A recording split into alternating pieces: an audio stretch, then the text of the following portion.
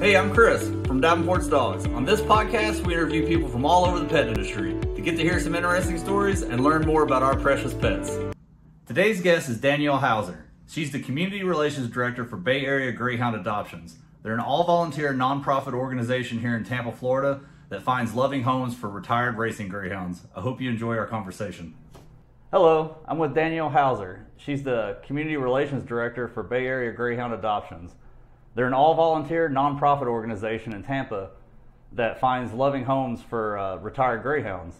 And to date, I think you've placed over 1,600 greyhounds? Yes, we've been at it for over 15 years. Oh, wow. Yeah. So you have two greyhounds, right? Spunky and Bomber? I do. We adopted Spunky when he was 4 years old. Oh. He's a retired racer from Derby Lane. He's now 9. Oh, wow. Yes, we've had him for 5 years. And we have fostered extensively over the years since we adopted him. And then last year we adopted Bomber, who just turned 5 years old. Oh, okay. Yeah. Well, that was actually one of my questions. What's the typical retirement age for a greyhound? It's typically between 3 and 4. By law, they're not allowed to race past 5, but most of them don't, make it that long. Usually they're retired before then.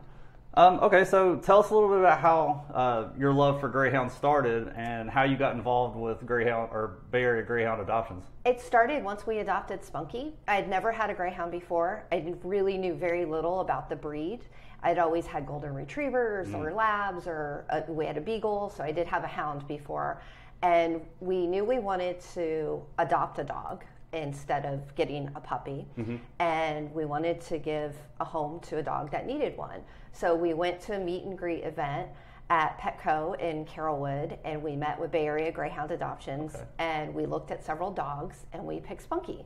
He's a dark brindle. Here's a picture of him here. This is the folder I got when we adopted him. And he went through the prison training program down at Hardy Correctional in Hardy County. So that's a program that takes greyhounds, typically when they come off the track, and they stay down there for 2 months. They have an inmate trainer that works with them. And kind of gets them acclimated to life off the track. They learn commands. They learn to live in, like a setting that's not at the track. And a lot of them are trained to become therapy dogs as well. So for the prison training program, that was actually one of the questions I was going to ask. I saw that on the website. So how does that work? Is it like, do they have a handler that brings them there like every day or every week or so often, and they like work with the inmates, or do the inmates keep them? The inmates keep them. When we take the dogs down there every few months, and they stay there. And they are there 24/7. And it is more of a work camp type of facility and not a high security prison. We get that question a lot. But the inmate trainers have to earn the right to be part of the program. Is there like any I know they're like monitored by guards and everything, but do they make sure that these dogs are safe? Yes, yes. Some of our volunteers will go down there on a weekly basis and work with them and check the progress of how the dogs are doing. The inmate trainers keep a diary of how their greyhound is doing. So when the adopter goes to pick up their dog at graduation, they have a diary and they can see the progress that their dog has made. Has there been any inmates that have gotten out and adopted the greyhound afterwards? That I don't know, but many have gone on to find jobs in the dog industry. Oh, wow. Because part of the program is they earn credentials from the state of Florida. So while they're in prison, it's giving them a lot of love and companionship. And it's also giving them the ability to find work upon their release. That's pretty amazing. That's pretty awesome. So can you walk me through the life of a typical greyhound that's been a racer? As they're a racer, are they mistreated? No. That's what I was gonna. So since they're up for adoption after the fact, are they useless to the owner after they're done racing, or what's the typical life? So typical life of a greyhound is when they're born and typically have large litters. They're raised on farms, on greyhound farms, and the puppies stay with their moms for over a year. Oh, wow. So they're not just taken from their mom and, put into the racing industry. So while they're with their mom, they learn the pack mentality. They learn to socialize. And then also they, practice racing. Not necessarily, you can't train a greyhound to race. They either want to or they don't. Oh, okay. That's another misconception, is that they're forced to race. Absolutely not. If a dog is not interested in chasing the lure, that's what they do. And keep in mind, to a greyhound, it's all fun because they're sight hounds and they want to chase little furry things like rabbits. And so they'll have an artificial lure, like let's say like a little stuffed animal rabbit that they'll pull on a rope, and the dogs will chase it and they think it's a game. And some are interested and some are not. Well, I have a spaniel mix. If she was a greyhound, she would definitely want to race because she's constantly on the end of the leash chasing a rabbit or a squirrel or something. Right. Yeah. And I understand that. Yeah. So most greyhounds by nature, because they're sight hounds, will chase a rabbit, a squirrel, what have you. But some really have zero interest. So those dogs are not forced to race. They're retired. That's pretty cool because I did not know that. I just assumed that this was like something that I'm from Kentucky originally, so we have horse racing. I'm sure they're not like forced to do that either, but it's like there's a stigma in Kentucky between some people that it's like animal abuse and that so I in my mind I thought dog race is like basically the same thing. Yeah, I used to think I knew nothing about greyhounds before we adopted Spunky. So that's part of what our group does, is educate people about greyhounds and why they make such great pets when they're retired. So once, let's say, like for example, Spunky was a great racer. He just had that innate ability. He was really good. He was considered a grade A racer. Okay. So he started in Kansas, in Iowa, and then he ended his career at Derby Lane. And Derby Lane was considered one of the most competitive tracks in the country. That's the one in St. Pete? The one in St. Pete that closed. And once he retired, there are several adoption groups, including ours. There were several in the area that would come take the greyhounds once they're retired. We had a, kind of like a connection with many of the kennels there. And they would call us up and say, oh, we've got this one that's going to be retiring. Do you want to come pick them up? And then we would choose certain ones to go down to the prison training program. Okay, that's cool. And at the time we had, I think when Spunky was in Hardy, we had 16 greyhounds down there. And it's amazing. Once they go down there, like I said, they're there for 2 months. And at the end, there's a big graduation ceremony where the adopters can come. You get to talk to your inmate trainer, and they demonstrate all the commands that your dog has learned. Yeah. And there's not a dry eye in the house. Oh, I bet. I guarantee it. So do these dogs, when you all get them from the breeder or from the kennel, do they stay with you guys for a while, typically, before you? Yes. Before you find homes for them? Yes. That's one of the reasons we foster, is because we want to help the greyhounds get acclimated to living in a home and being away from, at the track, most tracks, they're all together all the time, which greyhounds love. They love being with other greyhounds. So when you take them away from that, just like any other dog who was part of a group, they might have some separation anxiety. Oh, okay. So we will foster them with people who already have greyhounds because it helps them feel more comfortable. So how about somebody that would only want one greyhound? That's totally fine. There are a lot of people who just have one. Okay. And most dogs can be fine. It's just a process, just like with any dog that maybe you adopt. You don't necessarily know their background, so they may have some separation anxiety. But most greyhounds do fine. Yeah. So we have 2 dogs. So our first one, Australian Shepherd, that we got from a farm, and we got her when she was so young that she barely knows she barely knew what it was like to be with other dogs. Yeah. But she had so much energy that we ended up adopting Tilly, our second dog. Tilly came from a kennel. We got her when she was 4 months, and she knew nothing but being with other dogs. And their personalities are so funny. When we'll take them to the dog park. Cora, our Australian Shepherd, just doesn't want anything to do with any other dog there. And Tilly is just running and playing with everybody, like just loves everybody. And my theory is like because she was raised in the kennel with all these dogs, she just loves being around other dogs. Where Cora's like, I want to be with my humans. I don't care about these other people. Right. So back to greyhound racing. So back in 2021, dog racing became illegal in Florida. Mm-hmm. How has that affected your organization's mission? And is there still a lot of greyhounds from that time that need homes, or how is that working? Luckily, the greyhound industry had a lot of time to prepare. So I'll use Derby Lane for example, because that's the one I can speak best to, is they started slowly phasing out their greyhounds. Mm-hmm. So they didn't wait till the very last day and say, oh, we have thousands of greyhounds that need homes. They started retiring them early. And so we were able to take them along with other adoption groups and find homes for them. And also, since a lot of people in the community knew there were going to be a lot of greyhounds needing homes, people really got in line to adopt them. Oh, yeah. Yeah. And I mean, we still have a huge waiting list for greyhounds, because a lot of people knew, a lot of current greyhound owners knew this might be my last chance to get another greyhound. So they were first in line to get another one. So are these greyhounds, are they fixed, like when they go to race? No. So upon retirement, our group totally does all their vetting. We take them to a veterinarian, spay, neuter, teeth clean, shots, heartworm test, like everything, before they're adopted out. Okay. What I was getting at was like, is this going to trickle down later on to where like there are fewer and fewer greyhounds overall? Unfortunately, probably yes. They are still racing in other countries. And right now, Ireland, I believe they have 15 tracks. Oh, wow. And there's so many dogs over there. And obviously, Ireland's a small country.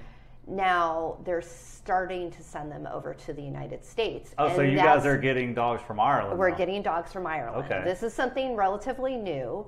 It costs a lot more just because of the shipping. Oh, yeah. And we don't know as much about the dogs because they're coming from another country. Whereas dogs that came from Derby Lane, we had a good relationship with a lot of the kennel owners, and a lot of the people work there. They could tell us, oh, I work with that dog. I know, their personality. So have you seen any of these dogs from Ireland yet? Yes, I actually fostered one. Okay, well then how is there like any difference whatsoever? Like, is there like any kind of like, do you have to like learn new commands, or is there like any demeanor change? They're actually very sweet and very calm. They seem to be more used to living in a home. We're not quite sure what they do with them when they're done racing. We think a lot of them live on farms over there. Okay. But our Irish Greyhound his name was Zero. Portumna Zero was his racing name, and he was a very large male. He was about 90 pounds, which is large. And all black, little white on his chest, absolutely gorgeous. Brought him into our house, and he jumped right up on the couch. Oh, wow. So I assume he had been living in a home. He's seen a couch before. Yes, and he was the sweetest dog. He was a Velcro dog. Everywhere you went in the house, he just would come up and lean against you. He wanted to cuddle. You'd sit on the couch. He would literally try and come get in our lap. Oh, wow. And so we had him for about 3 weeks before he went to prison training. And now he's living with a nice family over in Largo. Oh, he got adopted. Yeah. That's awesome. Yeah. So back to your question, the difference. The Irish Greyhounds have a thicker coat because it's colder over there. They will shed that off after being here. Zero was very soft and furry. Their noses, their snouts seem to be like a little shorter compared to the American ones. But other than that, they were the same demeanor.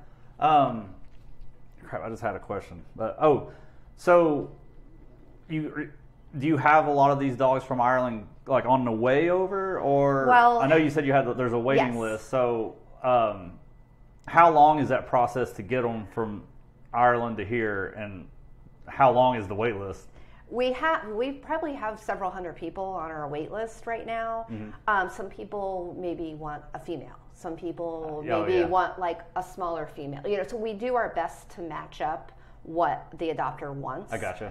And unfortunately, right now, the weather is too hot.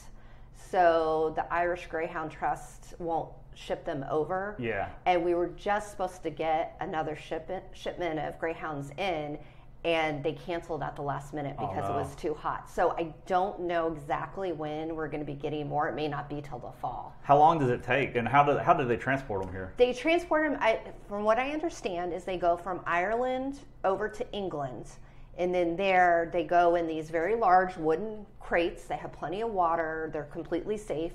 And then they have been flown into Miami, and then we have someone who goes down there and greets them. They have to go through customs, and then they're driven up here to Tampa. Okay. And then we have our foster volunteers waiting. We keep them until they're ready to go to the prison training program. Okay. Yeah. So besides Ireland, I was doing a little research, and I found that there's 3 states in the U.S. that still do dog racing. Yes. Arkansas, Iowa, and West Virginia. And Arkansas and Iowa are in the process of phasing it out right now. Correct. Does anybody go there to get dogs, or do they have their own programs where they do? There are greyhound adoption groups throughout the United States and Canada. I mean, actually throughout the world, but I'll speak to the U.S. And our group does not have the means to go out of state to pick up dogs. We don't have a transport vehicle. It's just other groups around the area have the ability to go out of state to pick up dogs. Okay. Now, Arkansas, Iowa, we could be getting some dogs from them. A lot of times, maybe we might have a volunteer who can say, "Oh, I'll go up and get that," or sometimes they just happen to come our way. So we're definitely we'll take any greyhound. Okay. Yeah. That's a lot of the questions I had. I'm glad you answered the one about the prison, because that one was one that kind of shocked me when I saw it on the website. I was like, wow. I was curious how that works. So thank you for clearing that up. What are some important things that your organization needs right now, and how can people help out? Right now, I mean, money is always a big thing. Also, just spreading the word about greyhound adoption. A lot of people don't know we have them coming from Ireland. And I didn't. Yeah. And a lot of people are very intrigued by that. And so that's why when we have our dogs, we will go have meet and greets. So we'll go to the Ybor City Saturday market. And anywhere there's a group of greyhounds, people always want to come over and talk to us. I know that's true, because I was just telling her before we started this that I ran into one of the organizations here recently at a brewery, and the first thing I did was go over and "Can I pet your dog?" Yeah. So there's another group besides ours, Gold Coast Greyhound Adoptions, and they do a lot of events at breweries. Pretty much every weekend there's some greyhound related event, and people just love, greyhound owners love to get their dogs together, because honestly, a lot of the dogs are related. I know my greyhound Bomber, his brother Baxter lives in Land O'Lakes. Oh, that's cool. Yeah, so we'll get them together, and a lot of them are related way back. Like, I just wanted to show this real quick. When we adopt out a greyhound, we give a packet with all sorts of information, and we give the dog's lineage. Oh, wow, that's cool. So you can trace a greyhound. There's a whole website where you can go and enter any greyhound's name, because they're all registered because of their ear tattoos, and you can go back and look and see. Oh, that's nice. It goes all the way back. Can you see their racing history? Yes. Yes, here it is. This was Spunky's. His is many pages, because he raced a really long time, and it's just really neat. And a lot of times you can see the videos. Oh, that's awesome. Yeah. So it's really cool. And even Zero, who raced in Ireland, we were able to look up him racing over there. Yeah. That's so cool. It was really neat. I can put the pictures on the video, too. Okay. Yeah. Wow, that's really cool. And so it shows all of his brothers and sisters. His father was Kiowa Sweet Trey, which was a really, really good racer. And a lot of these going back in the lineage were good racers. That's so cool. What's the Spunky? Let's see this. So that's just part of. That's like their racing name. Yes, exactly. And a lot of times it's just up to the kennel owner, how they come up with names. I gotcha. Sometimes there's a theme. Bomber's racing name was Evening Sunset. And Bomber came, it's like what they call their call name. And sometimes it comes from what they start calling him on the farm, or sometimes at the kennel. Okay. Yeah. So I'll link the website and everything. So if anybody's interested in getting on the wait list, they can go there and Yes. they can sign up on the website? Yes. Okay. We have an application process, and we want to make sure that, basic questions. The other thing is, a lot of times greyhounds are not cat friendly. So if you have a cat, it makes it a little more difficult to adopt. Okay. It doesn't mean it's not going to work out, but sometimes they have high prey drives. Like my Bomber, oh no, he would try and eat a cat. That's just, he thinks it's a rabbit, and he's just going to go after it. I mean, I know that with my dogs too. Now, some can learn to live with cats and, other dogs. It just kind of depends. We get asked a lot, well, I live in an apartment or a condo. Greyhounds must need a lot of exercise. They need a fenced yard. No, that's not true. We have so many greyhounds that live in apartments and condos. Oh, that's good. Yeah, they're not yappy. They don't bark. I was just thinking, I didn't see one of those greyhounds at that meetup like bark one time. Yep. That's probably the number one comment we get when people see a group of greyhounds. Everyone says, they're so quiet. They do, and they like to sleep a lot. They're almost like really big cats, where they're just lazy and they like to sleep. That's awesome. Yeah. Well, thank you so much, Danielle. I appreciate you coming out. Thanks for having me, Chris. Yeah, This was fun. thank you so much. Thank you.